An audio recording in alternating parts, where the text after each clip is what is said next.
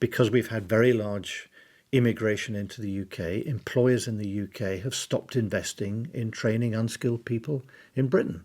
Can't blame employers for that because they have no incentive to do so. But it's not served the interests of unskilled, low-educated people in the UK. And the same is true in the US. If you're going to have any successful negotiation, you've got to have a fallback position which the other side understands and believes is credible.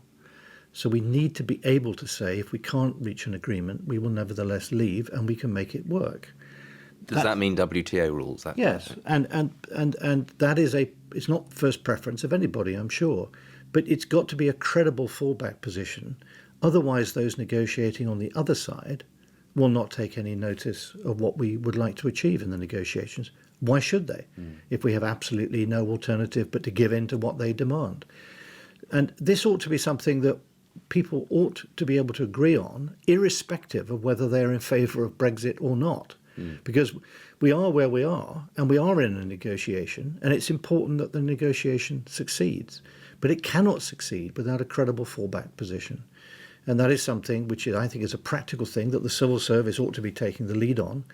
And it's a doable proposition if we start now. We've probably wasted a year, but we need to be much further along the road to making that a credible fallback position. Okay. And a reason to be cheerful for people listening today? The main reason why we should be cheerful, I think, is that over the next 20, 30 years, science and engineering is producing innovations that will raise our living standards, possibly even our expectation of life, very significantly.